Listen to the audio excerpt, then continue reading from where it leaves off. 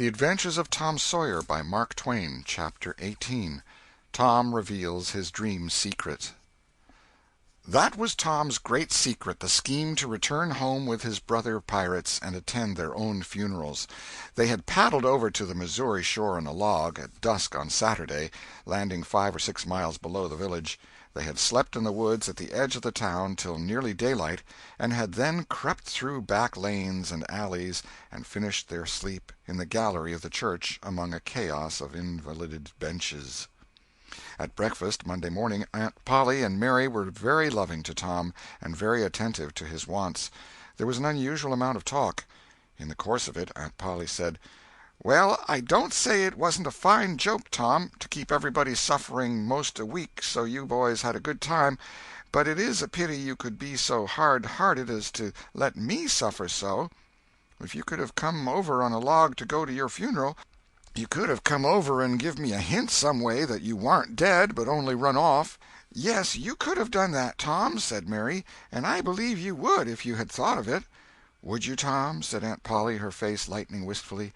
"Say now, would you if you'd thought of it?" Well, I don't know. 'Twould have spoiled everything." "Tom, I hoped you loved me that much," said Aunt Polly with a grieved tone that discomforted the boy.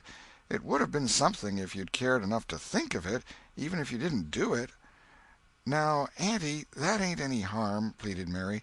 "It's only Tom's giddy way. He's always in such a rush that he never thinks of anything." "More's the pity. Sid would have thought. And Sid would have come and done it, too. Tom, you'll look back some day, when it's too late, and wish you'd cared a little more for me, when it would have cost you so little."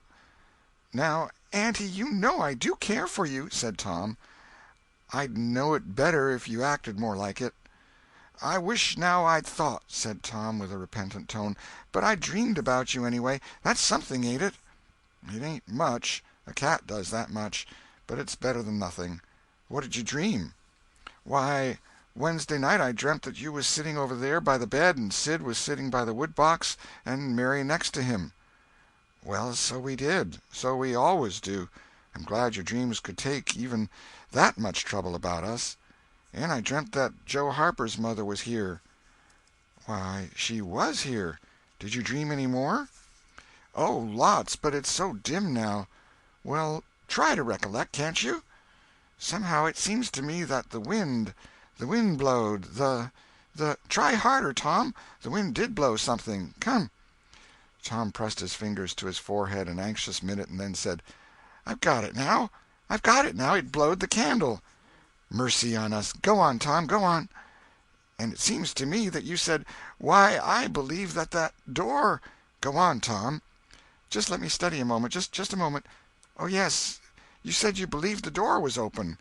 "As I'm sitting here, I did. Didn't I, Mary? Go on." "And then, well, I won't be certain, but it seems like as if you made Sid go and—" "Well?" "Well, what did I make him do, Tom? What did I make him do?" "You made him—oh,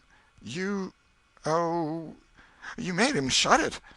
"Well, for land's sake, I never heard the beat of that in all my days. Don't tell me there ain't anything in dreams any more.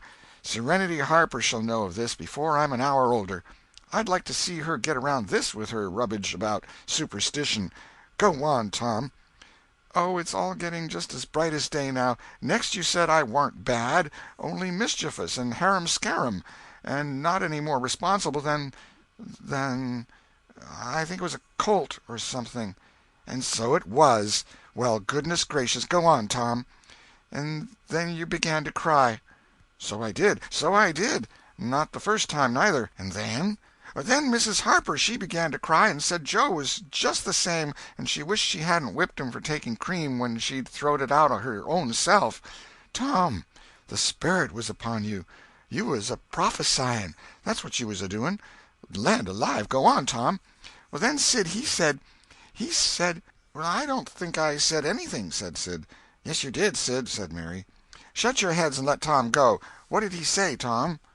"He said—I think he said he hoped I was better off where I was gone to, but if I'd been better sometimes—" "There, d'you hear that? It was his very words." "And you shut him up sharp." "I lay I did. There must 'a' been an angel there. There was an angel there, somewheres." And Mrs. Harper told about Joe scaring her with a firecracker, and you told about Peter and the painkiller, just as true as I live.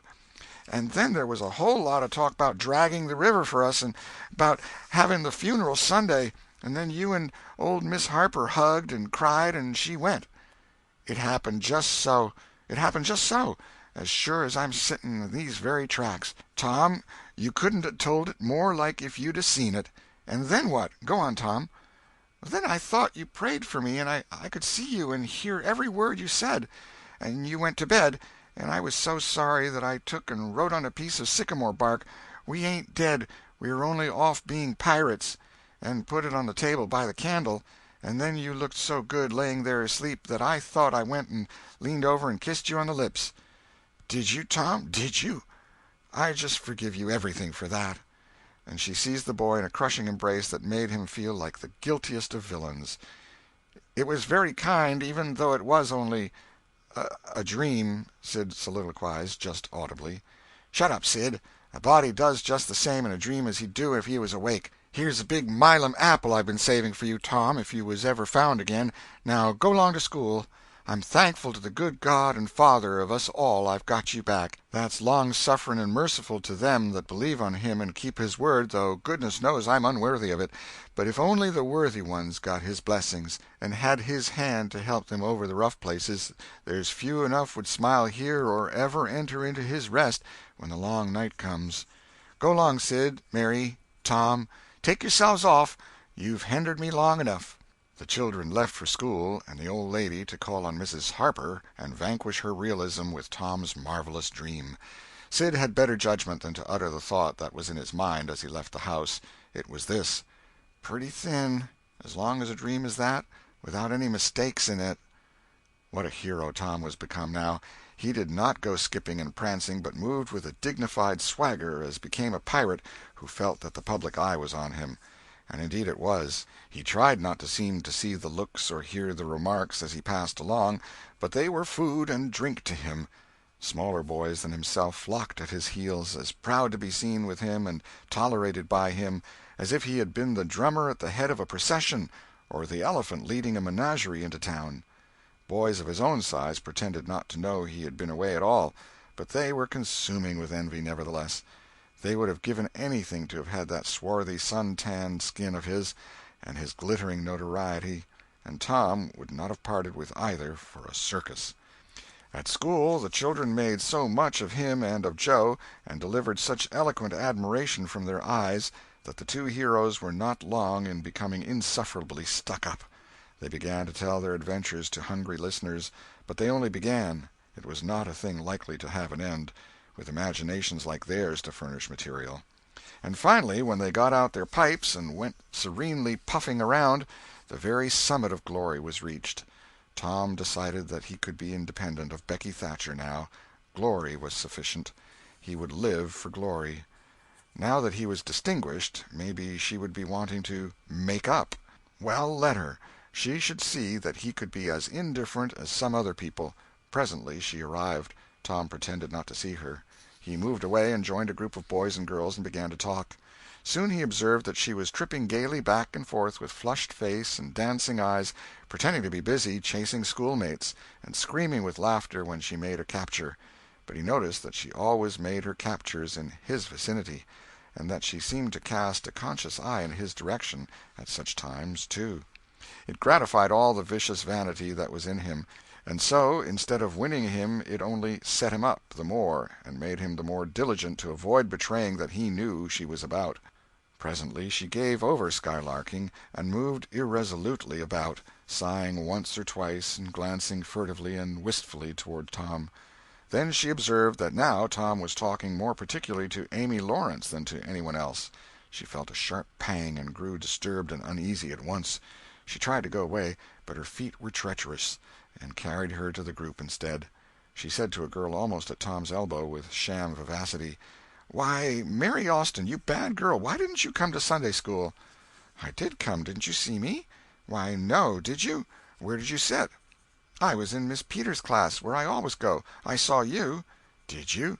Why, it's funny I didn't see you. I wanted to tell you about the picnic." "Oh, that's jolly. Who's going to give it?" My ma's going to let me have one. Oh, goody, I hope she'll let me come. Well, she will. The picnic's for me. She'll let anybody come that I want, and I want you. That's ever so nice. When is it going to be? By and by, maybe about vacation. Oh, won't it be fun? You going to have all the girls and boys? Yes, every one that's friends to me, or wants to be, and she glanced ever so furtively at Tom. But he talked right along to Amy Lawrence about the terrible storm on the island, and how the lightning tore the great sycamore tree all to flinders while he was standing within 3 feet of it. "Oh, may I come?" said Gracie Miller. "Yes." "And me?" said Sally Rogers. "Yes." "And me, too?" said Susie Harper. "And Joe?" "Yes." And so on, with clapping of joyful hands till all the group had begged for invitations but Tom and Amy. Then Tom turned coolly away, still talking, and took Amy with him. Becky's lips trembled and the tears came to her eyes. She hid these signs with a forced gaiety and went on chattering, but the life had gone out of the picnic now, and out of everything else. She got away as soon as she could, and hid herself and had what her sex call a good cry. Then she sat moody with wounded pride till the bell rang. She roused up, now, with a vindictive cast in her eye, and gave her plaited tails a shake, and said she knew what she'd do. At recess Tom continued his flirtation with Amy with jubilant self-satisfaction, and he kept drifting about to find Becky and lacerate her with the performance. At last he spied her, but there was a sudden falling of his mercury. She was sitting cozily on a little bench behind the schoolhouse looking at a picture book with Alfred Temple, and so absorbed were they, and their heads so close together over the book, that they did not seem to be conscious of anything in the world besides. Jealousy ran red-hot through Tom's veins. He began to hate himself for throwing away the chance Becky had offered for a reconciliation. He called himself a fool, and all the hard names he could think of. He wanted to cry with vexation. Amy chatted happily along as they walked, for her heart was singing, but Tom's tongue had lost its function. He did not hear what Amy was saying, and whenever she paused expectantly he could only stammer an awkward assent, which was as often misplaced as otherwise. He kept drifting to the rear of the schoolhouse again and again to sear his eyeballs with the hateful spectacle there. He could not help it, and it maddened him to see, as he thought he saw, that Becky Thatcher never once suspected that he was even in the land of the living. But she did see, nevertheless, and she knew she was winning her fight, too, and was glad to see him suffer as she had suffered. Amy's happy prattle became intolerable. Tom hinted at things he had to attend to, things that must be done, and time was fleeting. But in vain the girl chirped on. Tom thought, "Oh, hang her, ain't I ever going to get rid of her?" At last he must be attending to those things, and she said artlessly that she would be around when school let out, and he hastened away, hating her for it. Any other boy, Tom thought, grating his teeth, any boy in the whole town but that St. Louis smarty that thinks he dresses so fine and is aristocracy. Oh, all right, I licked you the first day you ever saw this town, mister, and I'll lick you again. You just wait till I catch you out. I'll just take and he went through the motions of thrashing an imaginary boy, pummeling the air and kicking and gouging. "Oh, you do you? You holler enough, do you? Now, then, let that learn you." And so the imaginary flogging was finished to his satisfaction. Tom fled home at noon. His conscience could not endure any more of Amy's grateful happiness, and his jealousy could bear no more of the other distress. Becky resumed her picture inspections with Alfred, but as the minutes dragged along and no Tom came to suffer, her triumph began to cloud, and she lost interest. Gravity and absent-mindedness followed, and then melancholy. 2 or 3 times she pricked up her ear at a footstep, but it was a false hope. No Tom came. At last she grew entirely miserable, and wished she hadn't carried it so far. When poor Alfred, seeing that he was losing her, he did not know how, kept exclaiming, "Oh, here's a jolly one, look at this," she lost patience at last, and said, "Oh, don't bother me, I don't care for them," and burst into tears and got up and walked away. Alfred dropped alongside and was going to try to comfort her, but she said, "Go away and leave me alone, can't you? I hate you." So the boy halted, wondering what he could have done, for she had said she would look at pictures all through the nooning, and she walked on crying. Then Alfred went musing into the deserted schoolhouse. He was humiliated and angry. He easily guessed his way to the truth. The girl had simply made a convenience of him, to vent her spite upon Tom Sawyer. He was far from hating Tom the less when this thought occurred to him. He wished there was some way to get that boy into trouble without much risk to himself. Tom's spelling-book fell under his eye. Here was his opportunity. He gratefully opened to the lesson for the afternoon and poured ink upon the page. Becky, glancing in at a window behind him at the moment, saw the act and moved on without discovering herself. She started homeward now, intending to find Tom and tell him. Tom would be thankful, and their troubles would be healed. Before she was halfway home, however, she had changed her mind.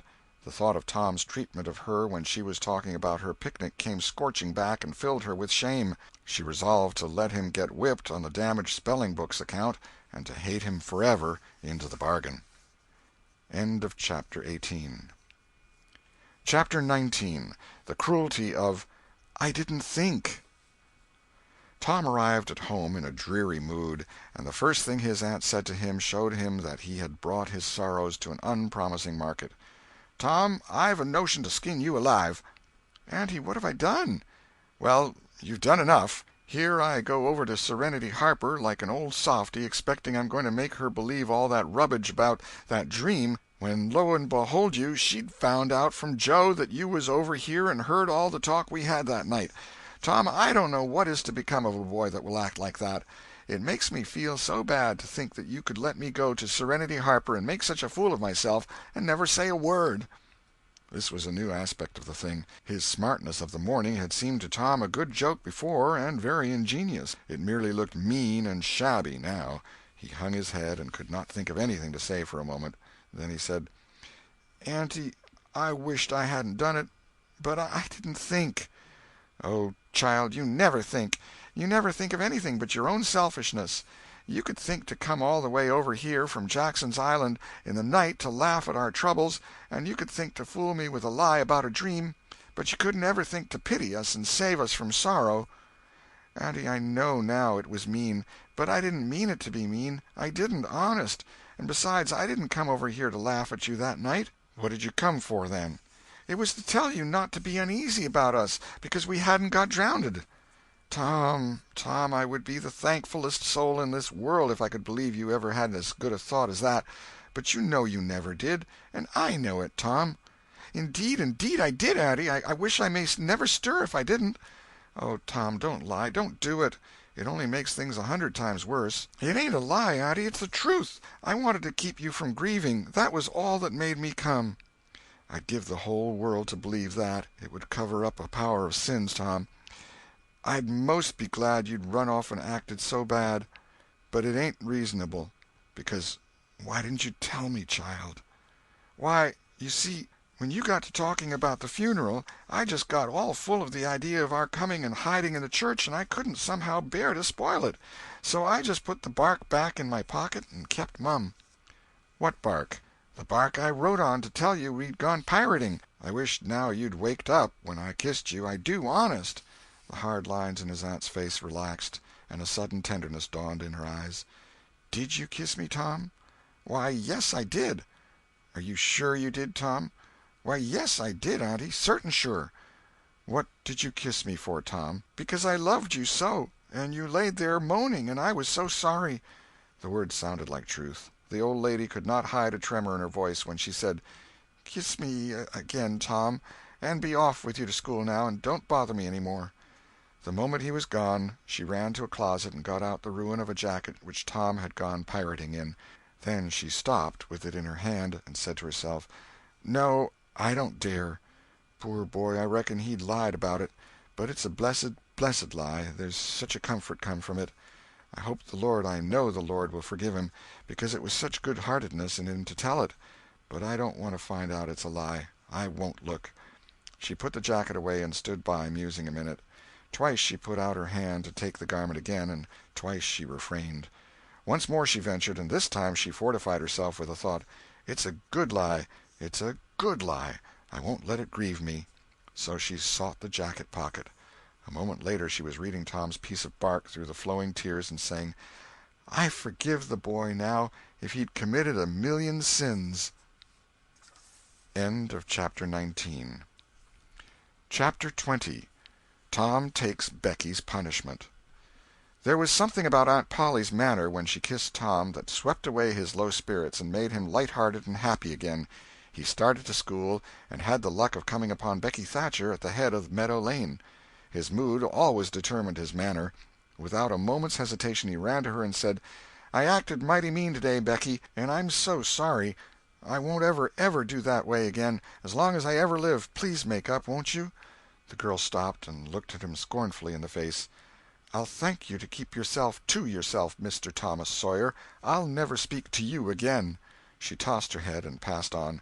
Tom was so stunned that he had not even presence of mind enough to say, "Who cares, Miss Smarty?" until the right time to say it had gone by. So he said nothing. But he was in a fine rage, nevertheless. He moped into the schoolyard wishing she were a boy and imagining how he would trounce her if she were. He presently encountered her and delivered a stinging remark as he passed. She hurled one in return, and the angry breach was complete. It seemed to Becky, in her hot resentment, that she could hardly wait for school to take in, she was so impatient to see Tom flogged for the injured spelling-book. If she had had any lingering notion of exposing Alfred Temple, Tom's offensive fling had driven it entirely away. Poor girl, she did not know how fast she was nearing trouble herself.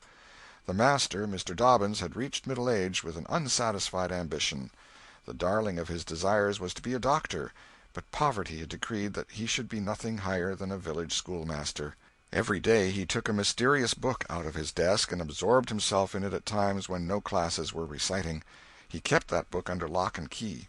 There was not an urchin in school but was perishing to have a glimpse of it, but the chance never came. Every boy and girl had a theory about the nature of that book, but no two theories were alike, and there was no way of getting at the facts in the case. Now, as Becky was passing by the desk, which stood near the door, she noticed that the key was in the lock. It was a precious moment.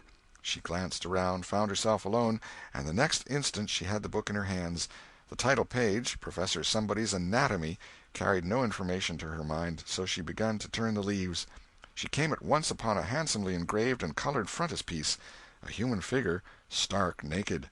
At that moment a shadow fell on the page, and Tom Sawyer stepped in at the door and caught the glimpse of the picture. Becky snatched at the book to close it, and had the hard luck to tear the pictured plate half down the middle. She thrust the volumes into the desk, turned the key, and burst out crying with shame and vexation. "Tom Sawyer, you are just as mean as you can be, to sneak up on a person and look at what they're looking at. How could I know you was looking at anything?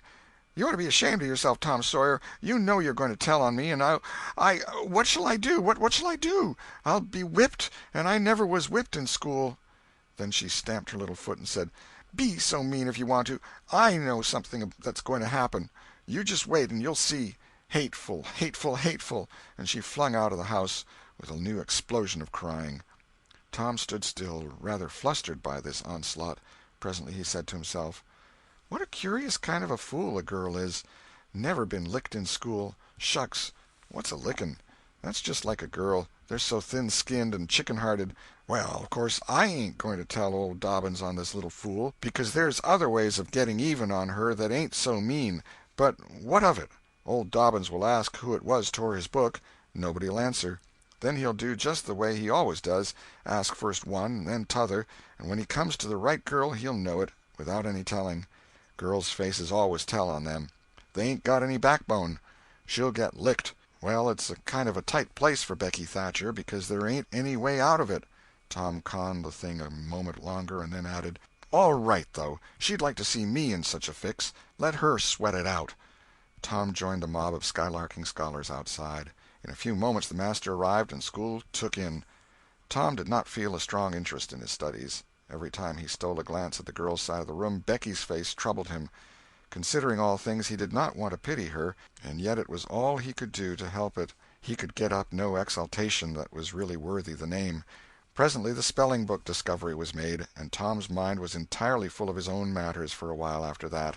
Becky roused up from her lethargy of distress and showed good interest in the proceedings. She did not expect that Tom could get out of his trouble by denying that he spilt the ink on the book himself, and she was right. The denial only seemed to make the thing worse for Tom. Becky supposed she would be glad of that, and she tried to believe she was glad of it, but she found she was not certain. When the worst came to the worst, she had an impulse to get up and tell on Alfred Temple, but she made an effort, and forced herself to keep still. "Because," said she to herself, "he'll tell about me tearing the book, sure. I wouldn't say a word, not to save his life." Tom took his whipping and went back to his seat, not at all broken-hearted, for he thought it was possible that he had unknowingly upset the ink on the spelling-book himself in some skylarking bout. He had denied it for form's sake, and because it was custom, and had stuck to the denial from principle. A whole hour drifted by. The master sat nodding in his throne. The air was drowsy with the hum of study. By and by Mr. Dobbins straightened himself up, yawned, and then unlocked his desk and reached for his book, but seemed undecided whether to take it out or leave it. Most of the pupils glanced up languidly, but there was two among them that watched his movements with intent eyes. Mr. Dobbins fingered his book absently for a while, then took it out and settled himself in his chair to read. Tom shot a glance at Becky.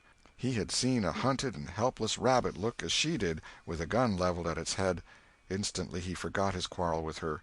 Quick, something must be done in a flash, too. But the very imminence of the emergency paralyzed his invention. Good, he had an inspiration. He would run and snatch the book, spring through the door, and fly. But his resolution shook for one little instant, and the chance was lost. The master opened the volume. If Tom only had the wasted opportunity back again. Too late. There was no help for Becky now, he said. The next moment the master faced the school. Every eye sank under his gaze. There was that in it which smote even the innocent with fear. There was silence while one might count 10. The master was gathering his wrath. Then he spoke. "Who tore this book?" There was not a sound. One could have heard a pin drop. The stillness continued. The master searched face after face for signs of guilt. "Benjamin Rogers, did you tear this book?" A denial. Another pause. "Joseph Harper, did you?" Another denial. Tom's uneasiness grew more and more intense under the slow torture of these proceedings. The master scanned the ranks of boys, considered a while, then turned to the girls. "Amy Lawrence." A shake of the head. "Gracie Miller." The same sign. "Susan Harper, did you do this?" Another negative. The next girl was Becky Thatcher. Tom was trembling from head to foot, with excitement and a sense of hopelessness of the situation. "Rebecca Thatcher." Tom glanced at her face. It was white with terror. "Did you tear—" "No, look me in the face." Her hands rose in appeal. "Did you tear this book?" A thought shot like lightning through Tom's brain. He sprang to his feet and shouted, "I done it!" The school stared in perplexity at this incredible folly. Tom stood a moment to gather his dismembered faculties, and when he stepped forward to go to his punishment, the surprise, the gratitude, the adoration that shone upon him out of poor Becky's eyes seemed pay enough for 100 floggings. Inspired by the splendor of his own act, he took without an outcry the most merciless flaying that even Mr. Dobbins had ever administered, and also received with indifference the added cruelty of a command to remain 2 hours after school should be dismissed. For he knew who would wait for him outside till his captivity was done, and not count the tedious time as loss, either. Tom went to bed that night planning vengeance against Alfred Temple, for with shame and repentance Becky had told him all, not forgetting her own treachery, but even the longing for vengeance had to give way soon to pleasanter musings, and he fell asleep at last with Becky's latest words lingering dreamily in his ear. "Tom, how could you be so noble?" End of chapter 20.